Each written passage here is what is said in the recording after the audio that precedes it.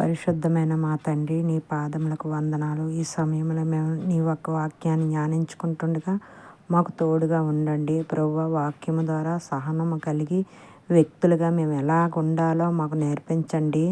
యోకోబులో 1:4 చెప్పినట్లుగా మేము ఏ లోపము లేక సంపూర్ణులుగా ఉండినట్లు సహనం మాలో పరిపూర్ణ కార్యం చేయనివ్వండి. కష్టకాలంలో కృంగిపోకుండా నీ మీద ఆనుకొని ఓపికతో ముందుకు సాగే హృదయం మాకు ప్రసాదించండి. నీ వాక్యం మా హృదయంలో ఫలించి మేము దీర్ఘశాంతము గల బిడ్డలుగా మారుటకు సహాయము చేయమని మా రక్షకుడైన యేసుక్రీస్తు నామములో ప్రార్థిస్తున్నాము తండ్రి. ఆమెన్. ఆమెన్. నీకంటే నమ్మదగిన దేవుడెవరయ్యా, నీవుంటే నాతో ఏ భయము లేదయ్యా. నీకంటే నమ్మదగిన దేవుడెవరయ్యా, నీవుంటే నాతో ఏ భయము లేదయ్యా. మేలు కొరకే అన్నీ జరిగించు యేసయ్యా, కీడు వెనకే ఆశీర్వాదం పంపుతావయ్యా. మేలు కొరకే అన్నీ జరిగించు యేసయ్యా, కీడు వెనకే ఆశీర్వాదం పంపుతావయ్యా. నీకంటే నమ్మదగిన దేవుడెవరయ్యా, నీవుంటే నాతో ఏ భయము లేదయ్యా. నీకంటే నమ్మదగిన దేవుడెవరయ్యా, నీవుంటే నాతో ఏ భయము లేదయ్యా. కొట్టబడిన వేళ నా గాయము కట్టినవే, కొట్టబడిన వేళ నా గాయము కట్టినవే. బాధించిన స్వస్థపరిచేది నీవే, బాధించిన స్వస్థపరిచేది నీవే. నీకంటే నమ్మదగిన దేవుడెవరయ్యా, నీవుంటే నాతో ఏ భయము లేదయ్యా. నీకంటే నమ్మదగిన దేవుడెవరయ్యా, నీవుంటే నాతో ఏ భయము లేదయ్యా. అణచబడిన వేళ నా తలను ఎత్తినవే, అణచబడిన వేళ నా తలను ఎత్తినవే. శిక్షించిన గొప్ప చేసేది నీవే, శిక్షించిన గొప్ప చేసేది నీవే. నీకంటే నమ్మదగిన దేవుడెవరయ్యా, నీవుంటే నాతో ఏ భయము లేదయ్యా. నీకంటే నమ్మదగిన దేవుడెవరయ్యా, నీవుంటే నాతో ఏ భయము లేదయ్యా. విడువబడిన వేళ నన్ను చేరదీసినవే, విడువబడిన వేళ నన్ను చేరదీసినవే. కోపించిన కరుణ చూపేది నీవే, కోపించిన కరుణ చూపేది నీవే. నీకంటే నమ్మదగిన దేవుడెవరయ్యా, నీవుంటే నాతో ఏ భయము లేదయ్యా. నీకంటే నమ్మదగిన దేవుడెవరయ్యా, నీవుంటే నాతో ఏ భయము లేదయ్యా. మేలు కొరకే అన్నీ జరిగించు యేసయ్యా, కీడు వెనకే ఆశీర్వాదం పంపుతావయ్యా. మేలు కొరకే నన్నీ జరిగించు యేసయ్యా, కీడు వెనకే ఆశీర్వాదం పంపుతావయ్యా. నీకంటే నమ్మదగిన దేవుడెవరయ్యా, నీవుంటే నాతో ఏ భయము లేదయ్యా. నీకంటే నమ్మదగిన దేవుడెవరయ్యా, నీవుంటే నాతో ఏ భయము లేదయ్యా.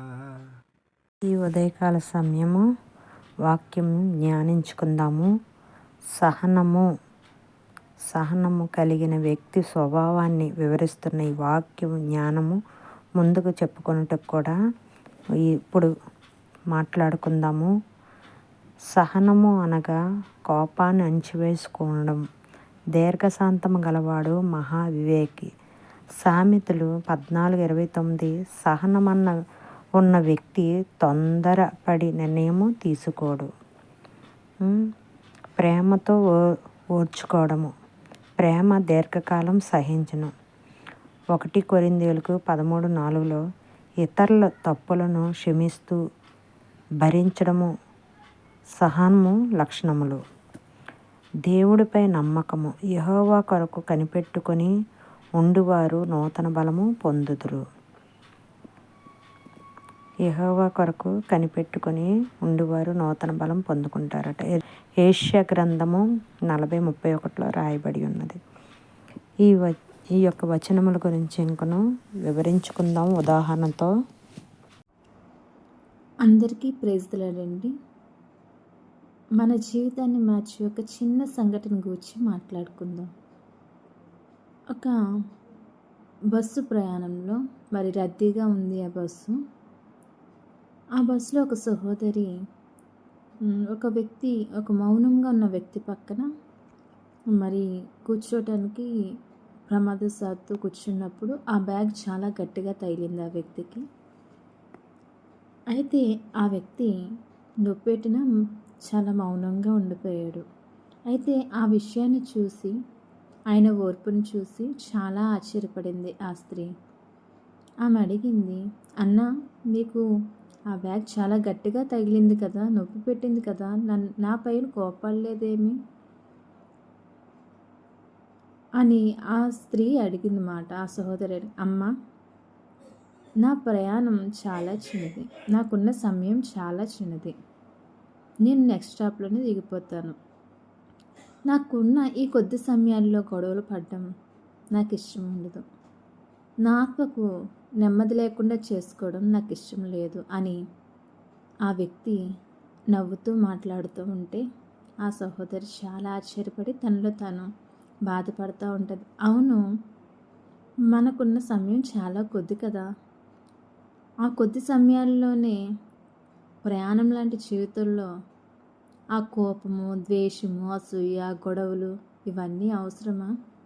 దేవుని వాక్యం సెలవిస్తుంది కదా, యాకోబు 4:14, రేపేం సంభవించునో మీకు తెలియదు, మీ జీవం ఏపాటిది, మీరు కొంతసేపు కనబడి అంతలోని మాయమైపోయే ఆవిరి వంటి వారే అని దేవుని వాక్యం సెలవిస్తుంది. అవును కదండి, మనం ఆవిరి వంటి వారుగా ఉన్నాం. కొంతసేపు కనబడి అంతలో మాయమైపోయి ఆవిరి వంటి వారిగా ఉన్నాం. రేపేం జరుగుతుందో, ఏం సంభవిస్తుందో మనకు తెలియదు కదా. ఈ రాత్రే దేవుడు మన ప్రాణం అడిగితే ఏం చేస్తాం?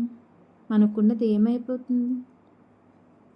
ఈ నశించిపోయే వాటి కొరకు ఆరాటపడడం మానేసి మనకున్న వారితోనూ మన చుట్టూ ఉన్న వారితోనూ సమాధానముగా ప్రేమ కలిగి జీవితం.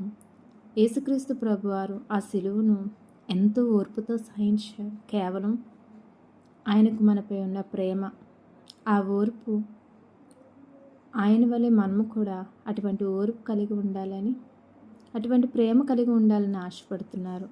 మరి సమాధానం కొరకు అనేక వాక్యములు ఉన్నాయి కదండి.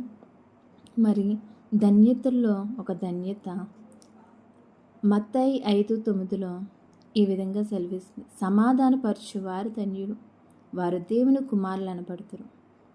సమాధాన పడ్డమే కాదు కానీ మనతో ఉన్నవారిని కూడా సమాధానపరిచేవారట దేవుని కుమారులు అనబడతారట. ధన్యులు అంటున్నారు దేవుడు. మరి ఏ విధంగా మనం ఉన్నాము ఒకసారి గ్రహించుకుందామా? మరి ఆ వ్యక్తి తనకు గమ్యం వచ్చింది, స్టాప్ వచ్చింది, దిగారు. నవ్వుతూ ఎలా అయితే దిగిపోయారో, మన ప్రయాణంలో ఒక సమయం అంటూ వస్తుంది కదా, మనం కూడా మన సమయం వచ్చినప్పుడు మనం వెళ్ళిపోవాల్సిందే. మన జీవితంలో ఇది ఒక యాత్ర. అనేక మంది ప్రయాణికులను చూస్తూ ఉంటాము, కలుస్తూ ఉంటాము. అలాగే మన జీవితంలో అనేకులను చూస్తూ ఉంటాము. అనేక సంఘటనలు జరుగుతూ ఉంటాయి, అనేక పరిస్థితులను ఎదుర్కొంటూ ఉంటాం. వాటిని చూసి మనం కృంగిపోకూడదు కానీ ధైర్యంగా ఉండాలి. ప్రతి వాగ్దానాన్ని స్వతంత్రించుకుంటూ ఆ వాగ్దానంపై విశ్వాసం కలిగి ధైర్యం కలిగి ఉండాలి. అయితే దేవుని వాక్యం సెలవిస్తుంది కదా, ఆత్మఫలముల్లో సమాధానము కూడా ఒక ఆత్మఫలం కదండి. ప్రేమ, సంతోషము, సమాధానము, సాత్వికము, ఇవన్నీ ఆత్మఫలంలో ఉన్నవే కదా. ఆత్మఫలంలో సమాధానం కేవలం ఇది దేవుని ఆత్మ వల్ల పొందుకోగలము. కాబట్టి ఈ సమాధానం ఆత్మ మనం పొందుకొని దేవుని ప్రేమ కలిగి మనతో ఉన్న మన జీవితం కొద్దిపాటే ఉన్న ఆ జీవితంలో సంతోషముగా మనతో ఉన్నవారితో సమాధానముగా ప్రేమతో నడుచుకుందామండి. దేవుడు కోరుకునేది అదే. బైబిల్ మొత్తం ప్రేమ కొరకే వివరించి ఉంది. ఆయన ప్రేమమయుడు. ఆయనే ఆ ఓర్పు ప్రేమ చూపించకపోతే ఈరోజు మనం దేవుని కోసం మాట్లాడుకోలేమండి. ఆయన మరణించి తిరిగి లేచారు, ఆ శ్రమనంతా అనుభవించారు, పరలోకాన్ని విడిచిపెట్టారు, తన మహిమనంతా విడిచి మనకి ఒక దరిద్రునిగా భూమి మీద వచ్చారు. ఎన్నో శ్రమలు అనుభవించారు, ఎన్నో నిందలు, అవమానాలు, భయంకరమైన ఆ సిలువ శిక్షను అనుభవించారు. కేవలం ప్రేమ, ఆయనకు మన మీద ఉన్న ప్రేమ, ఆ ఓర్పు. కాబట్టి అటువంటి ప్రేమను కలిగి ఉండాలని ఆయన ఆశపడుతున్నారండి. ఒకసారి జ్ఞాపకం చేసుకుందాం, మనం ఇప్పటివరకు ఎలా ఉన్నాం, ఎటువంటి మరి శరీరానుసరమైన కోరికలతో ఉన్నాం, శరీరానుసరమైన జీవితం మరణమని వాక్యం సెలవిస్తుంది. మనం క్షేమైన వాటి కోసం ఆశపడుతున్నామా? అక్షయమైన అంటే నశించిపోని ఆ జీవ కిరీటం కొరకు, ఆ పరలోక రాజ్యం కొరకు మనం ఎదురు చూస్తున్నామా? మన గురి పరలోక రాజ్యం అండి, మర్చిపోకూడదు. క్షణకాలంలో మరి నశించిపోయే వాటి కోసం ఎంతో ప్రయాసపడి మన విలువైన ఆత్మ సంబంధమైన జీవితాన్ని కోల్పోతున్నాం. మన ఆత్మలో నెమ్మది, సమాధానం కోల్పోతున్నాం. ఆ నిత్య జీవాన్ని కూడా కోల్పోతున్నామని మర్చిపోతున్నాం. కాబట్టి ఈ యొక్క సాక్ష్యం, అదే ఈ యొక్క కథ మీకు నచ్చినట్లయితే, అది మీ ఆత్మను తాకినట్లయితే ఒక లైక్ చేయండి. Praise the Lord. దేవుడు మిమ్మల్ని దీవించునుగాక. ఆమేన్. ముగింపు ప్రార్థన చేసుకుందాము. పరిశుద్ధమైన మా తండ్రి, నీకు స్తోత్రములు. గడిచిన కొద్ది నిమిషాలు నీ వాక్యం ద్వారా మాతో మాట్లాడినందుకు వందనాలు. ముఖ్యంగా ప్రేమ మరియు సహనము గురించి మేము నేర్చుకునే విషయాలు మా హృదయంలో భద్రపరచండి. విన్న వాక్యం మేము విడిచిపెట్టేవారుగా కాకుండా దాన్ని ప్రకారం జీవించేవారుగా మమ్మల్ని మార్చండి. మా కుటుంబాల్లోని, మా పని స్థలాల్లోని ఇతరుల పట్ల ప్రేమను, కష్ట సమయంలో ఓర్పును ప్రదర్శించేలాగా నీ ఆత్మ మా బలమును దయచేయండి. ఈ వాక్యం మాలో నూరింతలుగా ఫలించి మా ప్రవర్తన ద్వారా నీకు మహిమ కలిగినట్లు చేయండి ప్రభువా. తిరిగి మేము కలుసుకునే వరకు నీ కృప తోడుగా మాకు అనుగ్రహించమని మా ప్రభువు అయిన యేసుక్రీస్తు నామములో ప్రార్థించి అడిగి వేడుకొంచున్నాం పరమ తండ్రి. మన ప్రభువు అయిన యేసుక్రీస్తు కృపయు, తండ్రి అయిన దేవుని ప్రేమయు, పరిశుద్ధ ఆత్మ సావాసమును మనకును సకల పరిశుద్ధులను ఎప్పుడును ఎల్లప్పుడూ తోడై ఉండునుగాక. ఆమెన్.